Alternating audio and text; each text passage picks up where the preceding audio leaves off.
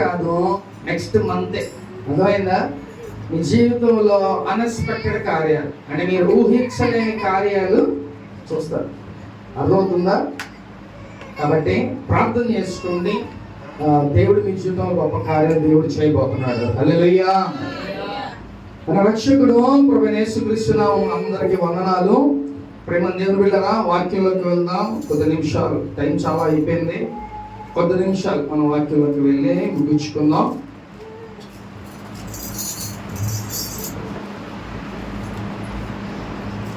అందరూ బైబిల్ తీసుకున్నట్లయితే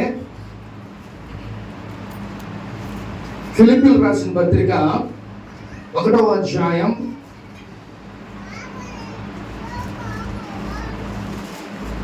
21వ వచనం ఒకసారి చదువుకుందాం.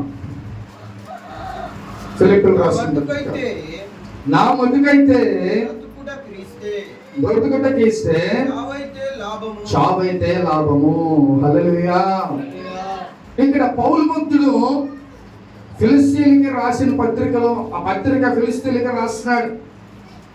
ఆ పత్రికలో రాస్తూ ఏమని అంటాడంటే, బ్రతుకుట క్రీస్తే, చావైతే లాభమే. ఈ మాట పౌలు భక్తుడు ఎందుకు అంటాడంటే, వాళ్ళతో రాస్తూ, ఆ యొక్క లేఖలో రాస్తూ అంటున్నాడు, నేను బ్రతికితే దేవుని కోసమే బ్రతుకుతా, లేకపోతే చచ్చిపోతా. చచ్చిపోయినా నాకు ఏమంటాడంట, లాభమే. కాబట్టి దాని అర్థం ఏంటంటే, బ్రతుకుట క్రీస్తే, దేవుని కోసం బ్రతుకుతా, లేకపోతే చచ్చిపోతా. చచ్చిపోయినా నాకు లాభమే, నాకేం నష్టం లేదు. నేను బ్రతికితే దేవుని కోసమే బ్రతుకుతా. హల్లెలూయా.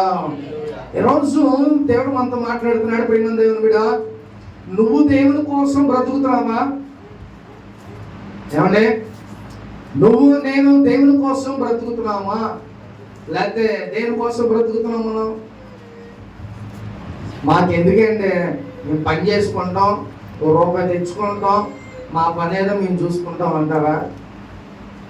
దేవుని కోసం బ్రతకడం అంటే ఆదివారం రావటం కాదు. ప్రియమైన దేవుని బిడ్డ, నువ్వు దేవుని కోసం బ్రతుకుతున్నావు అంటే దేవునికి కృతజ్ఞతగా ఉండాలి, దేవుని సువార్తను అందించాలి, అనేక మందికి నువ్వు సువార్తను అందించే వాళ్ళ ఈ లోకంలో జీవించాలి. అట్లా ఉంటే నువ్వు దేవుని కోసం బ్రతుకుతున్నట్టు. లేకపోతే దేవుని కోసం బ్రతుకుతున్నావు, తినడానికి బ్రతుకుతున్నట్టు ఉంటున్నాం. నువ్వేం చేయాలంట, ఎంచి దినాల్లో, రాకడ సమయాల్లో, అపాయకరమైన దినాల్లో మనం బ్రతుకుతున్నాం. ఈ దినాల్లో మనం ఏం చేయాలంటే, దేవుని కోసం మనం బ్రతకాలి. దేవుని సువార్తను నలుగురికి మనం పంచే మరలాగా ఉండాలి. సేవకుడే కాదు ప్రియమైన దేవుని బిడ్డ, సేవకుడే సువార్త అందించడం కాదు. మీరైతే ఎక్కడెక్కడ తెలుసా, మీరు చేసే పనుల్లో మీకు అనేక మంది ఎదురుతూ ఉంటారు. నీకు జరిగిన, నీ జీవితంలో జరిగిన మేలు నేను అనేక మందికి చెప్తే చాలు, అది సువార్త. నేను ఓకే ప్రసంగాలు చేయమని చెప్పట్లా. ఒక సువార్త చెప్పడం అంటే నువ్వేం చేయాలంట, నీ దగ్గరికి ఎవరైతే వస్తున్నారో, నువ్వు ఎక్కడ జాబ్ చేస్తున్నావో, ఎక్కడ పని చేస్తున్నావో, అక్కడ నీ దగ్గరికి వచ్చే ప్రతి ఒక్కరికి నువ్వు సువార్తని అందించాలి. అది దేవుని పని, అది దేవుని కోసం బ్రతకటం. లేకపోతే నీ కోసం నువ్వే బ్రతుకుతున్నట్టు ఉంటుంది. ప్రియమైన దేవుని బిడ్డ, నీ కోసం నువ్వే బ్రతుకున్నట్టు ఉంటుంది. ప్రియమైన దేవుని బిడ్డ, కాబట్టి నువ్వేం చేయాలంట, నువ్వు ఎక్కడ వర్క్ చేస్తున్నావో, నువ్వు ఎక్కడ పని చేస్తున్నావో, అక్కడ నీకు ఎవరైతే ఎదురవుతారో అక్కడ నువ్వేం చేయాలంట, దేవుని గురించి సువార్తను నువ్వు అందించాలి. నా జీవితంలో ఇలాంటి కార్యాలు జరిగినాయి, నా జీవితంలో ఇలాంటి అద్భుతాలు దేవుడు చేశాడు, కాబట్టి నీ జీవితంలో కూడా దేవుడు చేస్తాడు. అదే కాదు, నా దేవుడే మార్గం. ఎక్కడికి? పరలోక రాజ్యం వెళ్ళడానికి కేవలం ఆయన ఒక్కడే మార్గం అనే విషయం నువ్వు చెప్పాలి. ఇంకో విషయం ఏంటంటే, మా దేవుడికి దగ్గరికి వస్తే అప్పులు తీరిపోతాయి, మా దేవుని దగ్గరికి వస్తే ఇంకేదేదో జరిగిపోతుందని చెప్పమాకండి. మొట్టమొదటి ఏం చెప్పాలంట, నువ్వు పరలోక రాజ్యం, నీ ఆత్మ రక్షించబడాలంటే, నువ్వు పరలోక రాజ్యంలోకి వెళ్ళాలంటే కంపల్సరీ నా దేవుని దగ్గరికి రా. ఆయన తప్ప వేరే మార్గం లేదు. పరలోక రాజ్యాన్ని వెళ్ళడానికి ఆయన తప్ప వేరే మార్గం లేదు. ప్రేమ దేవుడు. కాబట్టి ఈరోజు మనం బ్రతికితే దేవుని కోసం బ్రతకాలి. లేకపోతే పౌలు ఏమన్నాడంట, చచ్చిపోతే అది లాభమే అన్నాడు. అంటే దేవుని పని చేయకుండా బ్రతుకుండటం వ్యర్థం అని అంటున్నాడు. కాబట్టి ఎంతవరకు నువ్వు దేవుని పని చేస్తున్నావు? దేవుని యొక్క పని భారం యొక్క సువార్త చెప్పటం కూడా మీ అందరి మీద కూడా దేవుడు ఉంచాడు. సేవకుల మీదే కాదు ప్రియమైన దేవుని బిడ్డ, నీ మీద కూడా సువార్త భారం అనేది ఉంది. వచ్చి వినిపోయి అనటంగా ఎందుకు మీతో బైబిల్ చదివేస్తున్నా, ఎందుకు మీతో వాక్యాలు చదివేస్తున్నా, ఎందుకు మీతో ప్రార్థనగా చేపిస్తున్నాం, ఇవన్నీ దేనికంటే మీరు కూడా దేవుని గురించి కొంత నాలెడ్జ్ సంపాదించుకొని ఇతరులకి చెప్పగలిగే సామర్థ్యం మీరు సంపాదించుకుంటారనే. అర్థమవుతుందా? ఎవరికి పిలుపు ఉంటే వాళ్ళు సేవకులు అవుతారు, మనం తయారు చేయకపోయినా వాళ్ళు అయిపోతారు, తర్వాత సంగతి. కానీ పిలుపు ఉన్నా లేకపోయినా నీ పని ఏంటయ్యా అంటే నువ్వు దేవుని గురించి సువార్తని అనేక మందికి చెప్పేవారిలాగా ఈ లోకంలో ఉండాలి. ప్రియమైన దేవుని బిడ్డ, మరి నువ్వు బ్రతుకుతున్నావు, దేనికోసం బ్రతుకుతున్నావు? ఒకసారి జ్ఞాపకం చేసుకో ప్రియమైన దేవుని బిడ్డ, బ్రతుకుట క్రీస్తే చావైతే లాభమే. కానీ ఈ మాట పౌలు భక్తుడు ఆ ఫిలిప్పీల సంఘంతో అంటున్నాడు, అయ్యా నేను సువార్త చేయటానికి, దేవుని పని చేయటానికే నేను బ్రతుకుతున్నా, ఒకవేళ నేను చచ్చిపోయినా కూడా నాకు లాభమే అని చెప్పి ఆ పత్రికలో ఆ యొక్క సంఘానికి రాస్తున్నాడు పౌలు భక్తుడు. ప్రియమైన దేవుని బిడ్డ, ఈరోజు మీరు కూడా ఎంతవరకు దేవుని పని చేస్తున్నారు, ఎంతవరకు ఆసక్తి కలిగి ఉంటున్నారు ప్రియమైన దేవుని బిడ్డ, ఎంతవరకు దేవుని మాటలు ఇతరులకి మీరు చెప్తున్నారు, ఇవన్నీ ఒకసారి మీరు జ్ఞాపకం చేసుకోవాలి. ఎందుకనంటే దేవుని రాకడ సమీపంగా ఉంది. కాబట్టి నీ మీద కూడా ఆ బాధ్యత, ఆ భారం నీ మీద కూడా ఉంది ప్రియమైన దేవుని బిడ్డ. నువ్వు కూడా ఇతరులకి దేవుని గురించి నువ్వు పరిచయం చేయాలి, దేవుని గురించి నువ్వు చెప్పేవారిలాగా ఈ లోకంలో. అలా చెప్పాలంటే ఏం చేయాలి? మీరు ఏం చేయాలంట? కొంత నాలెడ్జ్ని మీరు సంపాదించుకోవాలి. అర్థమైందా? చాలా మందికి అది తెలివితేటలు ఉంటాయి అంటారు ఈ లోకంలో. అది దేవునిలో ఉంటే ఇంకా చాలా సంతోషం ప్రియమైన దేవుని బిడ్డ. దేవుని ఆ యొక్క జ్ఞానాన్ని మీరు సంపాదించుకోండి. బైబిల్లో నా జ్ఞానాన్ని, బైబిల్ చదివితే మనకి జ్ఞానం వస్తుంది. చక్కగా బైబిల్ చదువుకుంటే చక్కగా దేవుని గురించి జ్ఞానం ఉంటుంది ప్రియమైన దేవుని బిడ్డ. దేవుడు నీతో స్వయంగా మాట్లాడుతున్నట్టు ఉంటుంది ప్రియమైన దేవుని బిడ్డ. కాబట్టి నువ్వు ప్రార్థన చేసుకొని చక్కగా బైబిల్ చదవటం ప్రతిరోజు నువ్వు ఆ పని చేస్తే అప్పుడు నువ్వు ఇతరులకి కొన్ని విషయాలు చెప్పటానికి వీలవుతుంది. ఈరోజు నువ్వు ఎవరి కోసం బ్రతుకుతున్నావు, దేనికోసం బ్రతుకుతున్నావు, అది ఒకసారి నువ్వు జ్ఞాపకం చేసుకో ప్రియమైన. నేను నా కుటుంబం కోసం బ్రతుకుతున్నా, లేకపోతే తినడానికి బ్రతుకుతున్నా, లేదా నేను పని చేసుకోవడానికి బ్రతుకుతున్నా అంటే అది కాదు ప్రియమైన దేవుని బిడ్డ. నువ్వు దేనికోసం బ్రతకంటే దేవుని కోసం నువ్వు బ్రతకాలి, ఆయన పని చేయాలి, ఆయన గూర్చి అనేక మందికి నువ్వు సువార్తను అందించేవారిలాగా ఈ లోకంలో నువ్వు జీవించాలి. అందుకే పౌలు భక్తుడు బ్రతుకుట క్రీస్తే చావైతే లాభమే అని అంటున్నాడు. మరి నువ్వేమంటావు? తింటమే నాకు లాభం అంటారా? కొనుక్కోవటమే మాకు లాభం అంటారా? రేపు మనం మంచి ఆకాశానికి దేవుడు వచ్చిన తర్వాత మనం సమాధానం చెప్పాలి. అర్థమవుతుందా? ప్రతి ఒక్కరు సువార్తని అందించాలి. నీకు ఎలా, ఏ టైం, ఎక్కడ ఉంటే ఎవరు నీకు ఉంటారు వాళ్ళందరికీ నువ్వు సువార్తని అందించేవారు ఈ లోకంలో నువ్వు ఉండాలి. అలా ఉంటే దేవుని కోసం నువ్వు బ్రతుకుతున్నట్టు. అర్థమవుతుందా? లేకపోతే నీ కుటుంబం కోసం, లేకపోతే తినటానికో ఇంకొక దానికో నువ్వు బ్రతుకుతున్నట్టే ఉంటుంది. కాబట్టి నువ్వు బ్రతికితే దేవుని కోసమే నువ్వు లోకంలో బ్రతక. అందరికీ దేవుని యొక్క ప్రణాళిక ఉంటుంది. ఈ భూమి మీదకి దేవుడు తీసుకొచ్చాడంటే ఒక ప్రణాళిక మన మీద ఉంటుంది ప్రియమైన దేవుని బిడ్డ. చక్కగా దేవుని కోసం మనం ఆ యొక్క సువార్త చేయటానికో లేదా దేవుడికి మనం ఉపయోగపడే ఒక పాత్రలుగా ఉండటానికి దేవుడు ఈ భూలోకానికి మనల్ని తీసుకొచ్చాడు. అంతేగాని ఊరకనే ఎవ్వరు ఈ భూలోకానికి రా. దేవుని కోసం ఉపయోగపడితే, ఒక గొప్ప పాత్రగా నువ్వు ఉపయోగపడితే అది ఎంత వాల్యుబుల్గా ఉంటుందో ప్రియమైన దేవుని బిడ్డ. రేపు పరలోక రాజ్యంలో మనకంటూ ఒక స్థానం ఉంటుంది. దేవుడు చక్కగా మనల్ని ఒక వాల్యుబుల్, చక్కగా ఒక మంచి విలువ కలిగిన వ్యక్తులుగా దేవుడు మనల్ని చూస్తాడు ప్రియమైన దేవుడు. అందుకే మనం కూడా ఏమనాలంట? బ్రతుకుట క్రీస్తే చావైతే లాభమే అనే విధంగా ఈ లోకంలో మనం బ్రతకాలి ప్రియమైన. చూద్దాం ఒకసారి అదే 1వ అధ్యాయం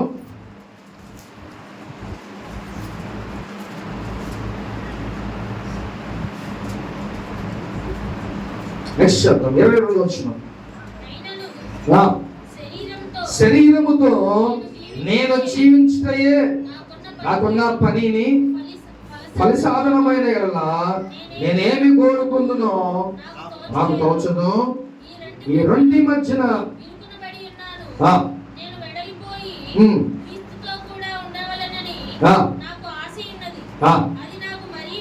చాలు. హల్లెలూయా. ఇక్కడ ఏం చెప్తున్నాడంట? శరీరముతో ఆత్మతో ఇక్కడ పోరాటం అని చెప్తున్నాడు పౌలు భక్తుడు. నేను బ్రతికుండి ఏనంట, అయినను శరీరముతో నేను జీవించుటయే నాకున్న పనికి ఫలసాధనమైన నేనేమి కోరుకున్నా నాకు తోచట్లేదు. నేను పోయిన వారం చెప్పా ఏమనంట, శరీరం ఆత్మకి సపోర్ట్ చేస్తుంది, దాని ద్వారా ఏం చేస్తుందంట? సువార్త, దేవుని పని పొందుకు సాగి. ఇప్పుడు శరీరం లేదు, ఆత్మ ఏం చేస్తుందండి? ఏమైనా చేయగలదా? ఏమి చేయలేదు. ఆ యొక్క ఆత్మకి శరీరం తోడుగా ఉంటే ఏమైందంట? మనల్ని మూవ్ చేస్తుంది. ఎక్కడికి వెళ్ళాలంటే మన ఆత్మని క్యారీ చేసుకుని మన యొక్క శరీరం అలాగే మూవ్ అవుతా ఉంటుంది. ప్రియమైన దేవుడు కూడా అందుకని పౌలు అంటున్నాడు, నా శరీరం నా ఆత్మతో నేను పోరాడుతున్నా. ఒకవేళ నేను బ్రతికుండి దేవుని పని చేయడానికి అయితే ఈ శరీరం ఓకే, లేని ఎడలా నేను చదువుకోవడం చాలా ఉత్తమం అని చెప్పి ఆయన లేఖనాల ద్వారా మాట్లాడుతున్నాడు. ప్రియమైన దేవుడు కూడా చూద్దాం ఒకసారి, అదే వచ్చిన ఒకసారి చదువుదాం. అయినను శరీరముతో నేను జీవించితే నాకున్న పనికి ఫలసాధనమైన ఎడల నేనేమి కోరుకున్నాను అనుకోవచ్చు. ఈ రెండి మధ్య ఇరుకులు పడి ఉన్నాను, నేను వెడలిపోయి క్రీస్తుతో కూడా ఉండవాలని నాకు ఆశ, అది నాకు మరి మేలు. నిజంగా ఈ లోకములో ఆయన పని చేయటానికే పౌలుని నియమించుకున్నాడు. పౌలు సౌలుగా ఉన్నప్పుడు ఎన్నో దేవునికి వ్యతిరేకమైన పనులు చేశాడు, ఎలా పడితే అలా జీవించాడు, దేవునికి వ్యతిరేకంగా ఆయన జీవించాడు. కానీ దేవుడు ఏం చేశాడంట? దేవుడు కొంతమందిని చూస్ చేసుకుంటాడు, కొంతమంది అవసరం దేవునికి. ఇప్పుడు సౌలు అంతగా ఆయన దేవుని యొక్క బిడ్డల్ని శోధించాడు, బాధ పెట్టాడు. ఆయన యొక్క ఫాస్ట్నెస్, ఆయనకు ఉన్న ఆ పనితనం చూసి దేవుడే అది వీళ్ళంటాడు మనకు వాడబడితే బాగుంటుందని దేవుడు ఏం చేశాడంట? ఆయన్ని దేవుని వైపు తిప్పుకొని సౌలుని పౌలుగా మార్చుకొని ఆయన గొప్పగా ఆ నూతన గ్రంథంలో, ఆ పాత నిబంధనలో మోషే, అలాగే నూతన గ్రంథంలో పౌలు వాడబడినట్టుగా బైబిల్లో ఎక్కడ కూడా ఎవ్వరూ లేరు. అంటే ఎన్నో శ్రమలు, ఎన్నో బాధలు, దేవుని సువార్త కోసం రాళ్ళతో కొట్టించుకున్నారు, జైల్లో ఉన్నారు, అనేకమైన బాధలు, సమస్యలు, ఎన్నో బాధలు పడ్డారు. అయినా కూడా దేవుని కోసం నిలబడి దేవుని పని అలాగా జరిగింది. నేను అంటున్నాడు, దేవునితో పాటు ఉంటాం నాకు ఎంతో మేలు. కాబట్టి ప్రియమైన దేవుడా, నువ్వు కూడా దేవుని కోసం కష్టపడు, దేవుని కోసం ఆయన పని చేయండి. మంచిగా దేవుని స్వార్థను మనం అనేక మందికి అందించే వాళ్ళ లోకంలో మనం జీవించాలి. ప్రియమైన దేవుడా, పౌలు చక్కగా దేవుని కోసం నేను బ్రతుకుట క్రీస్తే చావైతే లాభం అనేది అంటున్నాడు. ప్రియమైన మనం కూడా అటు విధంగా ఈ లోకములో బ్రతకాలని ఈరోజు దేవుడు మనతో మాట్లాడుతున్నాడు. నువ్వు కూడా చక్కగా దేవుని పని చేయాలి. మనం ఉన్న కొద్ది కాలంలోనే మనం చనిపోయే లోపు దేవుని పనిని మనం చేయాలి. దేవుని సువార్తను అనేక మందికి మనం అందించే వాళ్ళకి ఈ లోకంలో మనం జీవించాలి. ప్రియమైన దేవుడా, ఎందుకంటే మన ఆయుష్యం ఎంతంట? 80 సంవత్సరాలు. అంటే 70 సంవత్సరాలు ఒకవేళ అధికంగా ఉంటే అది ఆయాసం పడుతుంది. కాబట్టి అప్పుడు 80, ఇప్పుడు ఎంతో? అంటే మనకి ఎక్కువ సంవత్సరాలు బ్రతికిన వ్యక్తి ఎవరండి? బైబిల్ గ్రంథంలో ఎక్కువ సంవత్సరాలు బ్రతికిన వ్యక్తి ఎవరు?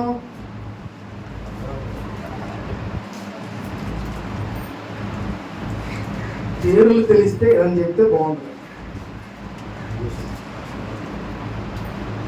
అధికమైన సంవత్సరాలు బైబిల్ గ్రంథంలో బ్రతికిన వ్యక్తి ఎవరండి? తెలీదా? 963 సంవత్సరాలు బ్రతికాడు. ఎన్ని సంవత్సరాలు? మెతుషలే 963 సంవత్సరాలు బ్రతికాడు. ఏమంటే అసలు ఆ యొక్క ఆ ఓడు ఆ సంఖ్యను వింటంటేనే భలే ఉంటుంది. మనం ఎంత సంవత్సరం బ్రతుకుతో ఇప్పుడు నాకు తెలిసి 60 కన్నా ఇంక ఎక్కువ కష్టమే. కాబట్టి ఇప్పుడు మన దేవుని మీద అప్పుడున్న సంఖ్య ఎంతంట 963 సంవత్సరాలు ఆయన బ్రతికాడు. అక్కడ నుంచి ఎక్కడికి వచ్చేసింది? 60 సంవత్సరాలకు వచ్చేసింది. అసలు దీనికి కారణం ఏంటంటే మనం చేసే పాపాల మూలన అన్నీ కూడా తగ్గుకుంటా మన ఏజ్, మన యొక్క ఆయుష్ అంతా తగ్గిపోయి వచ్చేస్తున్నారు. కాబట్టి మనం బ్రతికితే 60 సంవత్సరాలు లేదా అనుకుంటే 70 సంవత్సరాలు మనం బ్రతుకుతాం.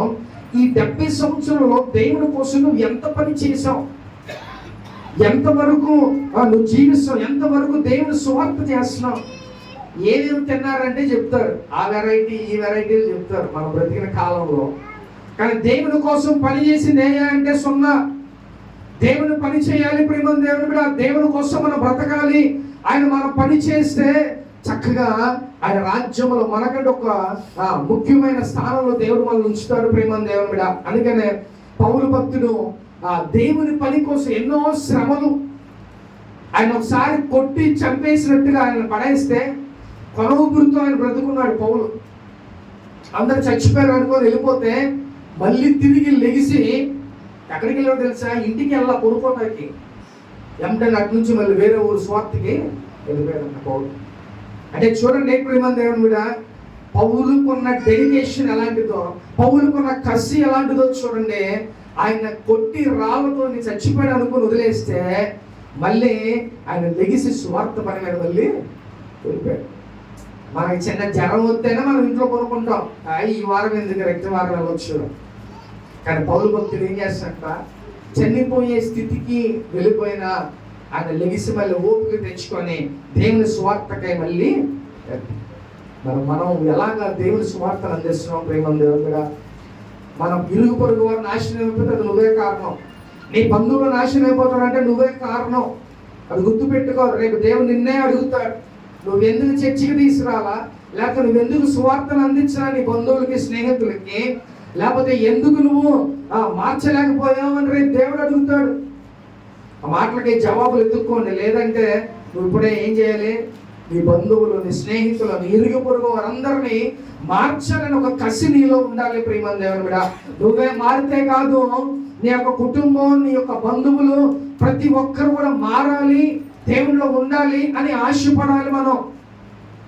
అంతేగానే మనం ఎప్పుడు దేవుని తలంపులు, దేవుని ఉద్దేశాలు, ఆయన పని గురించే మన తాపత్రయం మనకి ఉండాలి ప్రేమ దేవుని కదా.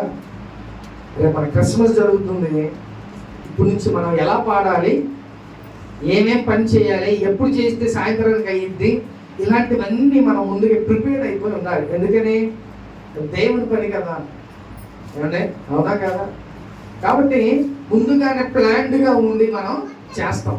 అలాగే ప్రతిరోజు కూడా నువ్వు ఏదో ఒక టైంలో ఎక్కడో ఒక చోట ఒకళ్ళకన్నా నువ్వు స్వార్థని అందించాలి. చేసే పని దగ్గర చెప్పండి. అలా చెప్తే చక్కగా దేవుని స్వార్థ మీ ద్వారా అనేక మందికి ప్రబలిద్ది ప్రేమ దేవుడా. హల్లెలూయా. కాబట్టి పౌలు భక్తుడు ఏమన్నాడంట? బ్రతుకుట క్రీస్తే, చావైతే లాభమే. చంపైతే చంపే ప్రభువా, లేకపోతే నీ సువార్తను మేము చేస్తాం. కాబట్టి ఫిలిప్పీలో ఆ యొక్క సంఘానికి చెప్తున్నాడు, అయ్యా మీరు కూడా నాదులాగే మీరు బ్రతకండి, దేవుని పని చెయ్యండి, దేవుని కోసం బ్రతకండి, దేవుని కోసమే జీవించండి అని పౌలు భక్తుడు ఈరోజు మనతో మాట్లాడుతున్నాడు ప్రేమ దేవుని బిడ్డ. హల్లెలూయా. చూద్దాం ఒకసారి 24వ వచనం కూడా. నేను శరీరమునందు నిలిచియుండుట మిమ్మును బట్టి మరీ అవసరమైనది. అయితే చూడండి ప్రేమ దేవుని బిడ్డ, ఆ ఫిలిప్పీల సంఘానికి ఏం చెప్తాడంటే బ్రతుకుని క్రీస్తే, చావైతే లాభం. ఈ మాట చెప్పాడు. తర్వాత ఏమన్నాడు తెలుసా? నేను బ్రతుకున్నానంటే కేవలం మీకోసమే. ఎవరికి చెప్తున్నాడు? ఆ సంఘానికి చెప్తున్నాడు. ఏమని? నేను బ్రతుకున్నానంటే మీ కొరకే, మిమ్మల్ని దేవునిలో నిలబెట్టాలి, దేవుని కోసం సిద్ధపరిచి ఉంచాలి, దేవుని రాకడ కోసం మిమ్మల్ని అందరినీ సిద్ధపరిచి అటు ఇటు తొలగిపోకుండా ఈ లోకములో పడిపోకుండా మిమ్మల్ని అందరూ ప్రిపేర్ చేసి నేను అలాగా నిలబెట్టి ఉంచాను. దేవుని సంఘానికి రాకపోతే ఏమైపోతారు తెలుసు, పాడైపోతారు. ఎందుకంటే శుభ్రంగా ఇంటికాడ ఉంటామంటే ఎలా ఉంటుంది తెలుసా, లేనిపోని ఆలోచనలు వస్తాయి, అటు ఇటు తిరుగుతారు, ఏదేదో చేయాలనిపిస్తుంది, ఎలాంటి కార్యాలు ఉంటాయి. అదే దేవుని దగ్గరికి వస్తే నీకంటూ ఒక భయము ఉంటుంది, ఒక పద్ధతి, ఒక క్రమంలో ఉంటారు ప్రేమ దేవుని మీద. అందుకనే దేవుని సన్నిధికి వస్తే ఒక భయం, ఒక పద్ధతిలో మీరు వెళ్తారు. ఎవరైనా మనల్ని అక్కడ చూస్తారేమో అని భయం వేస్తూ ఉంటారు తప్పు చేసేవాళ్ళు, అవునా కదా? ఏమన్నా దేవుని దగ్గరకు వస్తా బహిరంగంగా తప్పు చేసే అంత దమ్ము ఎవరికి ఉండదు, అర్థమైందా? కాబట్టి ప్రేమ దేవుని మీద నువ్వు దేవుని సన్నిధికి ఎలాంటి వాడైనా దేవుని సన్నిధికి కంపల్సరిగా రావాల్సిందే. వస్తేనే ఒక భయం అనేది ఉండదు ప్రేమ దేవుని మీద. హల్లెలూయా. కాబట్టి ఆ ఫిలిప్పీ సంఘంతో అన్నాడు, అయినను నేను శరీరమునందు నిలిచి ఉండుట మిమ్మును బట్టి మరీ అవసరమైనది. మిమ్మల్ని అందరూ ప్రిపేర్ చేయాలి, మిమ్మల్ని అందరూ దేవుని రాజ్యానికి సిద్ధపరిచి ఉంచాలి. కాబట్టి నేననే పౌలుననే నేను మీకు చాలా అవసరం. పౌలు భక్తుడు అన్నాడు ఆ ఫిలిప్పీ సంఘంతో, అయ్యా నేను బ్రతికుండటం, ఈ శరీరముతో నేను బ్రతికుండాలంటే మీకు చాలా అవసరమై ఉంది అని అంటున్నాడు ప్రేమ దేవుని మీద. కాబట్టి సంఘానికి సేవకుడు చాలా ఇంపార్టెంట్, చాలా అవసరం. రామాడే చెప్తున్నాడు, నేను శరీరమందు బ్రతికున్నానంటే అది కేవలం మీకు చాలా అవసరమై ఉంది. నేను నిరుపురం వెళ్తా ఉన్నా ప్రేయర్కి, అక్కడ వాళ్ళ కుటుంబంలో ఎన్నో అద్భుతాలు జరిగినాయి. అయితే పలానా చోటకి ప్రేయర్స్కి ఇట్లా వెళ్తా ఉంటే ఫోన్ చేస్తూ ఉంటుంది అమ్మాయి, చేస్తే మా పలానా హైదరాబాద్ వెళ్ళాము, బెంగళూరు ఇంకో ఊరు వెళ్తున్నాము అని చెప్తే అంటే అని అర్జెంట్గా మీరు కారు కొనుక్కోవాలా కొన్నావాలమ్మా అంటే, లేదని మా లాంటి కుటుంబాలు మంచిగా ఉండాలంటే మీరు కొంతకాలం మంచిగా సేవ చేయాలని అని చెప్పానంట. అంటే మనం కొన్ని కుటుంబాలకు వెళ్తే వాళ్ళకి ఆశీర్వాదం, కొన్ని కుటుంబాలకు వెళ్తే వాళ్ళకి బ్లెస్సింగ్. ప్రేమ దేవుడు మీరు సాక్ష్యం చెప్పినట్టుగా మనం వెళ్ళి ఒక మాట చెప్తే దేవుడు దాన్ని రూఢికి వచ్చేసాడు. అలాగా ఎన్నో సంఘాలు, ఎన్నో కుటుంబాలు దేవుడు ఆశీర్వాదకరంగా మనల్ని నిలబెట్టాడు. అది ఏమంటుందంట, మీరు మాకు ఉండటం మా కుటుంబానికి చాలా ఆశీర్వాదం అని. మీరు కారు కొనుక్కోండి, కొంచెం హెల్దీగా ఉంటారు, కొన్ని సంవత్సరాలు చక్కగా దేవుని పని చేయొచ్చు. కాబట్టి పౌలు కూడా అదే మాట అన్నాడు, నేను శరీరమందు బ్రతికొనటం మీకు చాలా అవసరమైనది. కాబట్టి ప్రేమ దేవుని బిడ్డలారా, మీరు కూడా ఏం చేయాలి, సేవకుల గురించి ప్రార్థన చేయాలి. ఎక్కడికి వెళ్తే అక్కడ మంచిగా వెళ్ళి జాగ్రత్తగా రావాలి, మంచిగా జరగాలి అని మీరు బాగా ప్రార్థన చేయాలి ప్రేమ దేవుని బిడ్డ. కాబట్టి ఇక్కడ ఏం చేయాలంట, బ్రతికితే దేవుని కోసమే మనం బ్రతకాలి, లేకపోతే చచ్చిపోవటం, ఇంకంత వేరేది లేదు. ఇక్కడ అంత రూఢిగా పౌలు చెప్తున్నాడు ప్రేమ దేవుని మీద. చూద్దాం ఒకసారి 25వ వచనం కూడా. మరియు ఇట్టి నమ్మకము కలిగి నేను మరలా మీతో కలిసి ఉండుట చేత క్రీస్తు యేసునందు ఉన్నటువంటి అతిశయము మీకున్న అతిశయమును మీరు విశ్వాసమునందు అభివృద్ధియు ఆనందమును పొంద నిమిత్తము నేను జీవించి ఈ అందరితో కూడా కలిసి ఉందని నాకు తెలియను. చాలు. హల్లెలూయా. ఏం చెప్తున్నాడంట ఆ సంఘానికి, ఆ కుటుంబాలకి పౌలు ఏం చెప్తున్నాడనంటే, అయ్యా నేను ఉండటం మీకు చాలా అవసరం. దేనికంట, ఇట్లా ఉండుట చేత ఏంటంట, అతిశయం అధికమగునట్లు మీ విశ్వాసమునందు అభివృద్ధియు ఆనందమును పొంద నిమిత్తము నేను మీతో కలిసి జీవిస్తున్నాను. ఇప్పుడు మీరందరూ ఏమవ్వాలంట, ఆనందంగా ఉండాలి, సంతోషంగా ఉండాలి, మీ యొక్క విశ్వాసం అభివృద్ధి చెందాలి. మీ విశ్వాసం ఎలా ఉంటుందండి, ఇది అయిద్దా అవదా? ఇలాంటివి ఉంటాయి. సేవకుడు చెప్పినా కూడా మన మైండ్లో ఏముంటుందంటే, అప్పుడు ఇది కష్టం, ఇది జరగదు అనుకుంటా, పాస్టర్ గారు చెప్పారులే కానీ ఇది జరిగిద్దో జరగదో అని మనం అనుకున్నాం అనుకో, నీ విశ్వాసం ఎంత డౌనే. అది ఇంక్రీజ్ అవ్వాలనంటే, అది నేను అభివృద్ధి చెందాలనంటే, నీ విశ్వాసం అభివృద్ధి చెందాలంటే సేవకుడు నీతో పాటు ఉండాలి. అప్పుడే నీ విశ్వాసం ఏమైందంట, నా నాటికి అది అభివృద్ధి చెందింది. ప్రియమందేవుడుగా అందుకనే పౌలు భక్తుడు, నేను మీతో ఉండటం వలన మీరు ఆనందంగా ఉండటానికి గల కారణం అవుద్ది, అలాగే మీ యొక్క విశ్వాసం నానాటికి అభివృద్ధి చెందింది. ఫస్ట్ మన విశ్వాసం ఉంటే చాలు ప్రియమందేవుడుగా. నీ విశ్వాసం అభివృద్ధి చెందితే నీ జీవితంలో గొప్ప కార్యాలు, జరగబోయే కార్యాలు త్వరగా నీ జీవితంలో జరిగింది. ఆ విశ్వాసం నీకు ఉంటేనే, లేకపోతే నీ జీవితంలో జరగదు. కాబట్టి ఈ విశ్వాసం నీలో పెంపొందించాలనంటే సేవకుడు నిన్ను ధైర్యపరుస్తాడు. ప్రియమందేవుడుగా సేవకుడు నిన్ను ముందుకు తీసుకువెళ్తాడు. నీకున్న ఆ యొక్క విశ్వాసపు లెవెల్స్ దేవుడు ఆ సేవకుడు ఏం చేస్తాడంట, పైకి లేపుతాడు. ఏమవుదు, అది జరిగింది నీ జీవితంలో. నువ్వు ప్రార్థన చేసుకో, దేవుడు చేస్తాడు కంపల్సరీగా. ఆ మాట నేను గట్టిగా చెప్తే నీకు ఎంత బూస్టో తెలుసా, మామూలుగా ఉండదు. ఇక కంపల్సరీగా దాని మీదే మీరు బేస్ అయిపోయి ఉంటారు. కంపల్సరీగా దేవుడు చేస్తాడు నా జీవితంలో అనే విశ్వాసంలో మీరు ముందుకు వెళ్ళిపోతారు. ప్రియమందేవుడు. కాబట్టి ఈ ఫిలిప్పీలో సంఘానికి అపొస్తలుడైన పౌలు ఏం చెప్తారంటే, నేను బ్రతికి ఉండటం, నా శరీరంతో నేను బ్రతికి ఉండటం మీకే చాలా అవసరం. మీరు ఆనందంగా ఉండటం, సంతోషంగా ఉండటం, మీ యొక్క విశ్వాసంలో మీరు ముందు అభివృద్ధి చెందటానికి నేను ఉండటం మీకు ఎంతో చాలా అవసరం అని చెప్పి పౌలు భక్తుడు మాట్లాడుతున్నాడు. కాబట్టి ఈరోజు సేవకుడు ఉంటే ఈ కుటుంబాలు బాగుంటాయి. అవునా కదా? అవునా కదా? అవునైతే లేకపోతే కాదు. ఎవరు చెప్ప సేవకుడు ఉండటం, సేవకుడు మీ కుటుంబంలో అడుగు పెడతాం చాలా అవసరం. అర్థమవుతుందా? నామ ఇంటికి మేము వెళ్ళాం, సొంతపల్లి అయి ఉండొచ్చు బహుశా, గుంటూరు దగ్గర.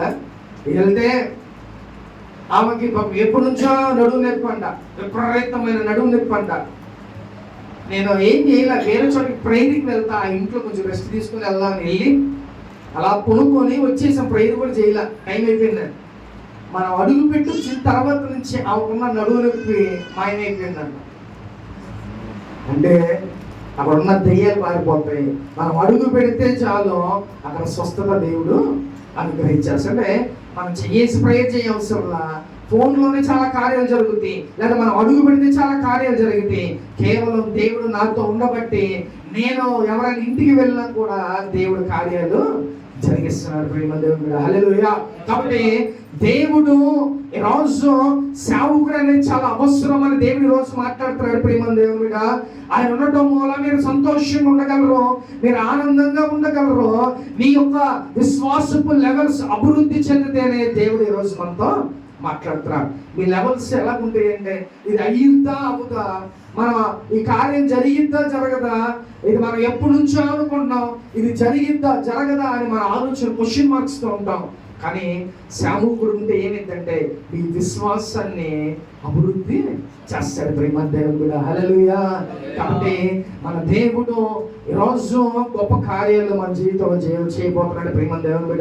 కాబట్టి పౌలు భక్తుడు అన్నట్టుగా బ్రతుకొట్ట నీ కొరకే ప్రభువా, లేకపోతే నేను చచ్చిపోవటం లాభమే. ఒకసారి అందామా మనం మాట, బ్రతుకుట క్రీస్తే, చావైతే లాభమే.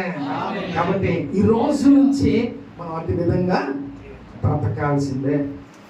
ఏదో ఒక పని చేయాలండి, ఏదో ఒకటి నీ పక్కన ఇరుగు పొరుగు వాళ్ళకి పని చేసే చోట ఎక్కడో ఒక చోట చిన్న మాట చెప్తే చాలు. అర్థమైందా? చిన్న మాట చెప్తే చాలు, నువ్వు స్వార్థను అందించినట్టే. కాబట్టి నువ్వు నెక్స్ట్ ఇయర్ నుంచి అనేక మందికి స్వార్థం నువ్వు ఏదో రకంగా నువ్వు అందించాల్సిందే. అర్థమవుతుందా?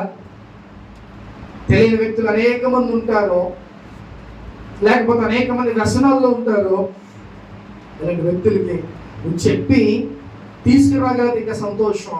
కనీసం చెప్పటం వలన మీ బాధ్యతగా మీరు పెట్టుకోండి. దేవుని సువార్తను చేయాలి, దేవుని పనిని చేయాలి. ఎంతో టైం మనం వేస్ట్ చేస్తూ ఉంటాం, ఎంతో సమయం ఇంట్లోనే కూర్చుంటాం, టీవీల ముందు కూర్చుంటాం, లేకపోతే ఖాళీగా అలా కూర్చున్న చిట్ చాట్ చేసుకుంటాం తప్ప, అంటే మాటలు మాట్లాడుకుంటాం తప్ప దేవుని పని ఏదో ఒకటి ఏదైనా చేద్దాం, లేదా మనకు మనం ప్రార్థన చేసుకుందాం, ఇలాంటి ఆలోచన కలిగి మనం ఉండం.